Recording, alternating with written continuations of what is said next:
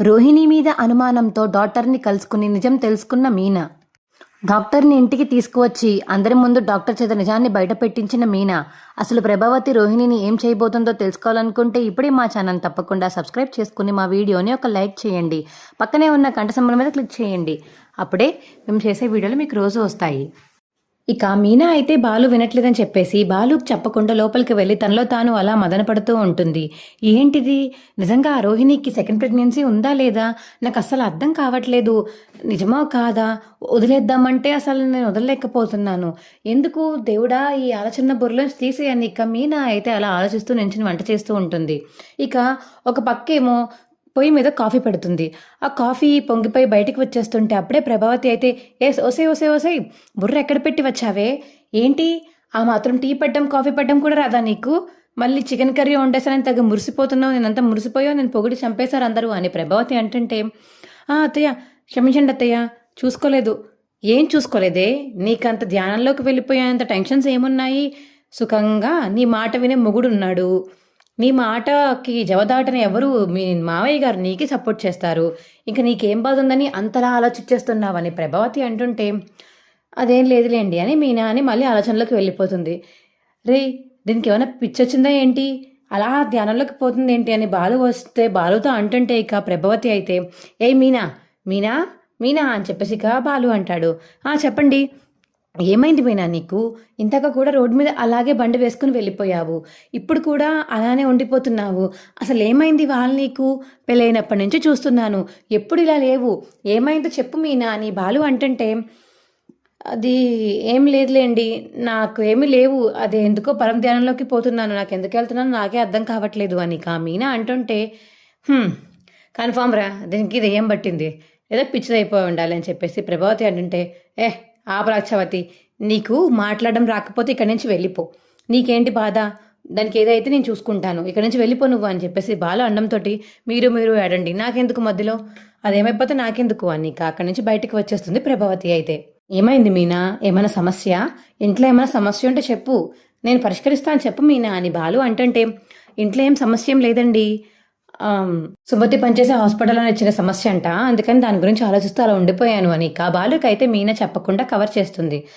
దీనికైనా ఎంతలా ఆలోచించేస్తున్నావు, ఎందుకు అంతలా ఆలోచిస్తున్నావు, ఏం పర్లేదు నేను మాట్లాడతానులే సుమతితోటి వాళ్ళ హాస్పిటల్ వాళ్ళతో, సరేనా అని బాలు అంటుంటే, లేదండి నేను ఆల్రెడీ మాట్లాడేసి వచ్చాను, అంతా సెట్ అయిపోతుంది అన్నారు ఇప్పటికల్లా, ఏం పర్లేదులేండి అని మీనా అంటుంటే, మరి సెట్ అయిపోతుందంటే ఎందుకు ఇంతలా ఆలోచిస్తున్నావు, నువ్వు అతిగా ఆలోచించకు మీనా, అవే సెట్ అవుతాయి సరేనా అని బాలు అక్కడి నుంచి వెళ్ళిపోతాడు. ఏం సెట్ అవ్వడమో ఏంటోనండి, మీకు చెప్దామనుకున్నాను కానీ మీరు నా మాట వినలేదు, మళ్ళీ మీకు చెప్పాక ఇంట్లో అందరికీ తెలిసి పెద్ద గొడవ అవుతుందేమో అని భయం వేస్తుందని మీనా అయితే అలా నించుని ఆలోచిస్తూ ఉంటుంది. అప్పుడే అక్కడికి శృతి వస్తుంది. ఏంటి మీనా, ఏమైంది అలా ఉన్నావు అని పక్క నుంచి మీనా అయితే మాట్లాడుతుంటే, శృతి మాట్లాడుతుంటే మీనా మాత్రం అలా చూస్తూ ఉండిపోతుంది. ఏంటి మీనా మీనా మీనా అని చెప్పేసి చెయ్యి పట్టుకుని చెయ్యి కదిపితే అప్పుడు మీనా మళ్ళీ స్పృహలోకి వచ్చి, ఏంటి మీనా ఏమైంది వాళ్ళ నీకు, ఇందాక ఆంటీ తిట్టుకుంటూ వెళ్ళిపోతే ఏంటా అనుకున్నాను, నీ గురించేనా, నువ్వేనా అలా ఉండిపోతున్నావు, ఏమైంది అసలు నీకు, అంతలా ఆలోచించే విషయం ఏముంది అని శృతి అడుగుతుంటే, అది శృతి అని చెప్పేసి మీనా అంటుంది. పర్లేదు నాతో షేర్ చేసుకో, ఆంటీతో షేర్ చేసుకోలేకపోతే ఏముంది, బాలో షేర్ చేసుకోకపోతే ఏముంది, నాతో షేర్ చేసుకో, నీకు మంచి సలహా ఇస్తాను అని శృతి అంటుంటే, మరేం లేదు శృతి, నేను మా సుమతి కోసం హాస్పిటల్కి వెళ్ళాను, అయితే అక్కడ నాకు రోహిణి కనిపించింది, కనిపిస్తే అది మెటర్నిటీ హాస్పిటల్ అంట, అంటే ప్రసవం పోసే పిల్లలు పుడతారు కదా అలా ఆ హాస్పిటల్ అన్నమాట. రోహిణి వెళ్ళి వాళ్ళని కలిసి వస్తుంది డాక్టర్ని, ఎందుకు కలిసి వస్తుందో ఏంటో అని చెప్పేసి ఇవాళ మా చెల్లి వెళ్ళి అక్కడ రిసెప్షనిస్ట్లో ఉన్న అమ్మాయిని అడిగితే రెండోసారి ప్రెగ్నెన్సీకి ఛాన్సెస్ ఉన్నాయా లేదా కనుక్కోవడం కోసం అక్కడికి వెళ్ళిందంట, మా చెల్లి నాకు అదే చెప్పింది అని మీనా శృతికి చెప్తుంటే, ఏంటి అదే రెండోసారి ప్రెగ్నెంట్ వస్తుంది కదమ్మా, అవుతాం కదా, అంటే ఫస్ట్ ఆల్రెడీ ప్రెగ్నెన్సీ అయిపోయి బిడ్డ పుడితేనే కదా ఫస్ట్ ప్రెగ్నెన్సీ అని చెప్తారు, ఇప్పుడు రోహిణి వెళ్ళి సెకండ్ ప్రెగ్నెన్సీ కోసం ట్రై చేస్తున్నామంటే ఆల్రెడీ ఫస్ట్ బిడ్డ పుట్టేసే ఉండాలి కదా అని చెప్పేసి శృతితో చెప్తుంది. మీనా అయితే, అవును మీనా నువ్వు చెప్పేది కరెక్టే, నాకు కూడా ఇప్పుడు నువ్వు చెప్తుంటేనే నా బ్రెయిన్కి తడుతుంది, అదేంటి ఆల్రెడీ తనకి ఫస్ట్ బిడ్డ ఉన్నప్పుడు హస్బెండ్ కూడా ఉంటారు కదా, పోనీ ఫస్ట్ బిడ్డ పుట్టాలంటే కానీ మనోజ్కి రోహిణికి పెళ్ళయి 1 ఇయర్ కూడా కాలేదు. అప్పుడే 1 ఇయర్ కాకుండా సెకండ్ ప్రెగ్నెన్సీ అసలు తనకు ఎలా వస్తుంది? ఆల్రెడీ ఫస్ట్ ప్రెగ్నెన్సీ రావాలంటే 9 months మోయాలి కదా, మోసి కనాలి కదా. ఆ తర్వాత మళ్ళీ సెకండ్ ప్రెగ్నెన్సీ కోసం వెయిట్ చేస్తారు. అంటే రోహిణికి పెళ్ళవకముందే పిల్లలు పుట్టారంటావా ఏంటి మీనా అని చెప్పేసి ఇక శృతి అంటుంటే, నాకు అదే అనుమానంతో ఇంట్లో ఎవరికి చెప్పలేదు శృతి, నువ్వు కూడా ఎవరికి చెప్పకు, నా మనసులో బాధ ఎవరికి చెప్పుకోవాలో తెలియక నేను నీకు చెప్పాను, నువ్వెవరికి చెప్పకు. మళ్ళీ అది అలా పాకి అత్తగారి దగ్గరికి వెళ్ళిందంటే రోహిణిని మళ్ళీ తిడతారు. ఆ తిట్టడం పక్కన పెట్టు, అది నిజమైతే పర్లేదు, అది కానీ అబద్ధమయ్యి అది నిజం కాలేదనుకో, అప్పుడు నాకే పడుతుంది రివర్స్లో, మళ్ళీ నీకెలా తెలుసా నన్నే తిడతారు. అందుకని నువ్వెవరికి చెప్పకు సరేనా అనిక శృతికి చెప్తుంది మీనా. సరే నేను ఎవరికి చెప్పను మీనా అనిక రూమ్లోకి వెళ్ళి అలా కూర్చుని ఉంటుంది శృతి. అప్పుడే రవి వస్తాడు. ఏమైంది శృతి, ఎందుకు అలా ఉన్నావు? ఏం లేదులే రవి, చెప్పు శృతి, నా మీద మళ్ళీ ఏమన్నా కోపం వచ్చిందా, నేనేమన్నా తప్పు చేశానా అని రవి అడుగుతుంటే, నువ్వేం తప్పు చేయలేదు రవి, నేను నీ గురించి కాదు ఆ రోహిణి గురించి మీనా గురించి ఆలోచిస్తున్నాను అని శృతి అంటుంటే, ఏంటి రోహిణి మీనాల గురించి ఆలోచిస్తున్నావా, ఆ వదినలు ఏం చేశారు నిన్ను అని రవి అడుగుతుంటే, వాళ్ళు నన్ను ఏం చేయలేదు రవి, ఇవాళ మీనా హాస్పిటల్కి వెళ్ళిందంట, అక్కడ రోహిణి గురించి ఒక నిజం తెలుసుకుంది, అది నాతో షేర్ చేసుకుంది, ఎవరికి చెప్పొద్దంది, కాకపోతే నువ్వు హస్బెండ్ కాబట్టి నేను చెప్తున్నాను అని ఇక రవికి చెప్తుంది శృతి. ఇక మీనా చెప్పిందంతా. ఏంటి అవునా, అంటే రోహిణి వదిన ముందే ప్రెగ్నెన్సీ వచ్చిందా, అంటే మనోజ్ అన్నయ్యకి ముందే ఇంకొకరు ఎవరినైనా ప్రేమించి ప్రెగ్నెన్సీ తెచ్చుకుని ఆ పిల్లాన్ని బయట వదిలేసిందంటావా నువ్వు అని రవి అంటుంటే, అంటే హాస్పిటల్లో జరిగిన దానికి మీనా చెప్పిన దానికి నాకు మరి అదే అర్థమైంది అని శృతి అంటుంది. అమ్మో, అయితే ఇంత నిజం పెద్ద నిజం దాచారంటే ఇప్పుడు ఎలాగా, అమ్మకి తెలిసిందంటే చాలా దారుణంగా ఉంటుంది, తెలియకుండా దాచామంటే మనమే దాచామని మళ్ళీ మనల్ని అంటారు, అది నిజమేనా అని ఇక రవి అడుగుతుంటే, ఏమో మీనాకు కూడా క్లారిటీ లేదంట, అందుకనే నన్ను ఎవరికి చెప్పొద్దని చెప్పింది, నేను కూడా ఎవరికి చెప్పొద్దనుకున్నాను కానీ నీకు చెప్పాను, నువ్వు ఎవరికి చెప్పకు రవి సరేనా అని శృతి అంటుంటే, సరే శృతి ఎవరికి చెప్పను అనిక రవి అయితే అలా ఆలోచిస్తూ బయటికి వెళ్తాడు. అప్పుడే ఆలోచిస్తూ ఇక బాలు లోపలికి వస్తుంటే బాలునైతే డాష్ ఇస్తాడు. రే రే రే ఏంట్రా నడకేంట్రా, ఇంట్లో నడకేంట్రా, నువ్వు ఏం ఆదమర్చావురా, పొద్దున్నంతా మీనా ఎలా ఉంది, ఇప్పుడు నువ్వు ఇలా ఉన్నావు, అసలు ఏమైందిరా అనిక బాలు అడుగుతుంటే, ఏం లేదన్నయ్య, ఏదో ఆదమరుపులో అలా ఉండిపోయి వెళ్ళిపోతున్నాను అంతే అని రవి అంటుంటే, ఇవాళ మీకేమైందిరా, ఏంది ఏం ఆలోచిస్తున్నారు అందరికి కలిసి, అంత ఆలోచించాల్సిన విషయం ఏముంది అని రవికి అడుగుతాడు బాలు. ఏం లేదన్నయ్య, రోహిణి వదిన గురించి ఒక నిజం తెలిసింది అని రవి అంటుంటే, ఏం నిజంరా?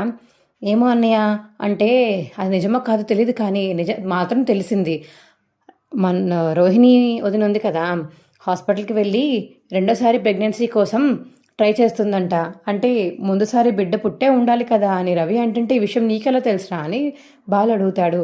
నాకు శృతి చెప్పింది, శృతి చెప్పడం వల్ల నాకు ఏం చేయాలో అర్థం కాక అలా ఆలోచిస్తూ నడుచుకుంటూ వస్తున్నాను, నిజమో కాదు అని, నేను నిన్ను పట్టించుకోలేదు అన్నయ్య, నేను గమనించగా నడుస్తూ నేను గుద్దేశాను, సారీ అన్నయ్య అని రవి అంటుంటే, అంటే భాదరమ్మ పిల్లక ముందే ఏదో చేసి ఉంటుందన్నమాట, అయితే మలేషియా అన్నారు కదా, ఆ మలేషియాలోనే ఏదో ఎఫ్ఐఆర్ ఉంటుంది నాకు తెలిసి, అందుకే సెకండ్ ప్రెగ్నెన్సీ అని చెప్పింది. మనోజ్తో ఎప్పుడు ప్రెగ్నెన్సీ వచ్చినట్టు కానీ శుభవార్త కానీ ఎవరితోనూ షేర్ చేసుకోలేదు వీళ్ళు, అంటే ఖచ్చితంగా మనోజ్కి ముందే పిల్లలు పుట్టుండాలి తినకి అని చెప్పేసి ఇక బాలు అయితే రవితో అంటుంటే, ఏమో అన్నయ్య పూర్తిగా నాకు తెలియదు కాబట్టి ఏది నిజమో ఏది అబద్ధమో అర్థం కావట్లేదు అని రవి అంటాడు. నీకెందుకు అర్థం కావట్లేదురా?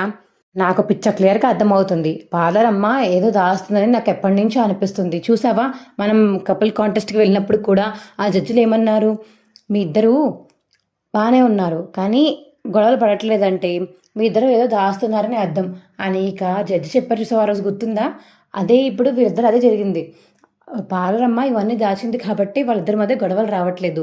ఇదిగో ఈ మనోజ్ గాడు లక్షలు ఎత్తుకుపోయినాడు, ఏం చేసినా రోహిణి దగ్గర చెల్లుతుందంటే తన దగ్గర ఏదో నిజం దాగుంది కాబట్టి తను బయట ఎక్కడ పడిపోతుందో, వీళ్ళెవరు నాకు సపోర్ట్ చేయరు, ఇప్పుడే సపోర్ట్ చేయాలి అని మనోజ్కి సపోర్ట్ చేస్తున్నట్టు చేస్తుంది పార్లరమ్మ అనిక బాలు అంటుంటే, అవునన్నయ్య నువ్వు చెప్తుంటే నాకు కూడా అలానే అనిపిస్తుంది, నిజంగా మనోజ్ అనే చేసిన పనికైతే ఎవరన్నా పుట్టింటికి వెళ్ళిపోవడమో అన్నయ్యతో మాట్లాడకపోవడమో చేస్తారు, కానీ రోహిణి వదిన మాత్రం సపోర్ట్ చేస్తుంది, అలా అంత పెద్ద తప్పు చేసి సపోర్ట్ చేస్తుందంటే రోహిణి వదినలో కూడా ఏదో తప్పు దాచిపెట్టే ఉండాలి, ఆ తప్పు బయటపడినప్పుడు ఆ వదినకి మనోజ్ అనే సపోర్ట్ చేస్తాడేమో అని ఆశపడుతుందేమో, అందుకనే ప్రతి తప్పుకి వదిన సపోర్ట్ చేస్తుందేమో అని రవి అంటుంటే, అదేరా నేను అదే చెప్తున్నాను, అదే జరుగుంటుంది అనిక. బాలు అయితే అక్కడి నుంచి రవితో మాట్లాడి వెళ్ళిపోతాడు. అన్నయ్య ఈ విషయం ఎవరికి చెప్పకు, శృతి ఎవరికి చెప్పొద్దని చెప్పింది, కానీ నాకు అడిగావు కాబట్టి చెప్పాను, నాకు ఆగలేదు ఇంకా నీ దగ్గర చెప్పేశాను అన్నయ్య అని రవి అంటుంటే, సరేరా ఎవరికి చెప్పను అని ఇంకా అక్కడి నుంచి వెళ్ళిపోతాడు బాలు. ఇక బాలు ఊరుకుంటాడా? బాలు మనసులో అసలుకి ఏమి నిజాలు తాగవు. వాళ్ళ నాన్న పక్క నుంచి వెళ్తుంటే ఇక బాలు అయితే ఆలోచిస్తూ వెళ్తాడు. ఏంట్రా ఏం ఆలోచిస్తున్నావు అనిక? సత్యం అడగగానే సత్యంకి అయితే ఇంకా రోహిణి గురించి జరిగిన నిజమంతా చెప్తాడు. నాన్న ఇలా పార్లర్ అమ్మ ఇంతకుముందే కడుపు వచ్చిందంట, కానీ ఇది రెండోసారి కోసమని టెస్టులకు వెళ్ళిందంట, నాకు రవిగారు చెప్పాడు అనేక బాలు చెప్తాడు సత్యంకి. ఏంట్రా నువ్వు అనేది? అంటే రోహిణికి పిల్లవకముందే పిల్లలు ఉన్నారంటున్నావా, ఒక పిల్లలు ఉన్నాడంటున్నావా అని చెప్పేసి ఇక సత్యం అంటుంటే, పిల్లడో తెలియదు నాన్న, కానీ ఇప్పుడు మాత్రం హాస్పిటల్కి సెకండ్ ప్రెగ్నెన్సీ కోసమని వెళ్తుందంట, ప్రెగ్నెన్సీ ఇంకా రాలేదు కానీ రావడం కోసమని వెళ్తుందంట అనిక బాలు చెప్తుంటే, రే ఈ విషయం కానీ మీ అమ్మకు తెలిసిందంటే రోహిణి పని మామూలుగా ఉంటుందిరా బాబు అని సత్యం అంటాడు. ఏమో నాన్న, నాకు ఆగదని తెలుసు కదా నీకు, అందుకే నీకు నిజం చెప్పేశాను. నేను అసలు ఎవరికి చెప్పొద్దు అనుకున్నాను, రవిగాడు కూడా ఎవరికి చెప్పొద్దని చెప్పాడు, అందుకే నేను ఎవరికి చెప్పకుండా నీకు ఒక్కడికి చెప్తున్నాను, నువ్వు ఎవరికి చెప్పకే అని ఇక బాలు అంటుంటే, సరే సరే ఎవరికి చెప్పనులే అని సత్యం అయితే ప్రభావతి దగ్గరికి వెళ్తాడు. ఏం ప్రభా, రోహిణికి ఇంతకుముందు ప్రెగ్నెన్సీ ఒకసారి వచ్చిందంట, నీకు తెలుసా విషయం అని వెళ్ళి ఇక సత్యం అయితే ప్రభావతిని అడుగుతుంటే, ఏంటండి ఏం మాట్లాడుతున్నారు, అబద్ధం చెప్పకు ప్రభా, నీకు తెలిసే ఉండాలి, నిజం చెప్పు ఇప్పుడు నాకు అని సత్యం అడుగుతుంటే, నాకెలా తెలుస్తుందండి, వాళ్ళు చెప్తే నాకు తెలుస్తుంది, వాళ్ళు చెప్పకుండా నాకేం తెలుస్తుంది, అయినా ఇలాంటి చిన్న చిన్న విషయాలు దాచానని చెప్పేసి ఇంక ప్రతి విషయం నేనే దాచాను అనుకుంటే ఎలాగంటే మీకు నేను చెప్పడం అని చెప్పేసి ఇక ప్రభావతి అంటే, మరి రోహిణికి ఆల్రెడీ ఫస్ట్ ప్రెగ్నెన్సీ వచ్చి అది పుట్టేశారంట, సెకండ్ టైం ఇప్పుడు హాస్పిటల్కి వెళ్ళిందంట, నాకు తెలిసింది అని ఇక సత్యం అంటుంటే, మీకెవరు చెప్పారండి అని ప్రభావతి అంటుంది.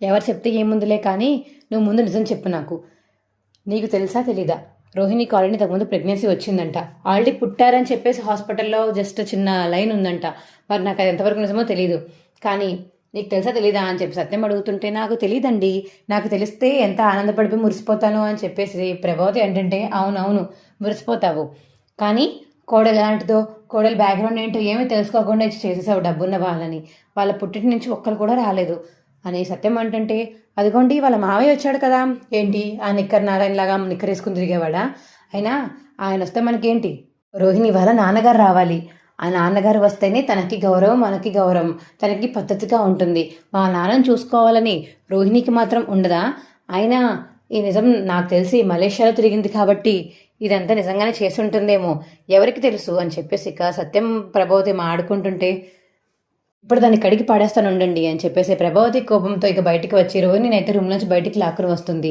ఏంటే ఏం చేస్తున్నావు, లోపల ఏం చేస్తున్నావు? ఏం లేదు అత్తయ్య, కూర్చుని ఉన్నాను, చెప్పండి ఏమైంది అని ఇక రోహిణి అడుగుతుంటే, నువ్వు ఇంతకుముందు నీకు ప్రెగ్నెన్సీ వచ్చిందా? అదేంటి అత్తయ్య అలా అడుగుతున్నారు?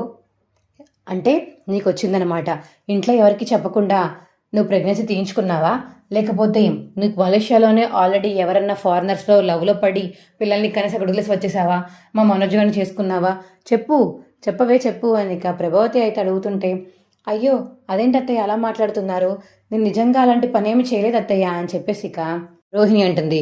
మరి హాస్పిటల్కి వెళ్ళావు కదా, హాస్పిటల్కి వెళ్ళినప్పుడు ఇదంతా జరిగింది చెప్పవే అని చెప్పేసి ఇక ప్రభావతి మళ్ళీ అడుగుతుంటే రోహిణి మాత్రం నిజం చెప్పకుండా దాచేస్తుంది.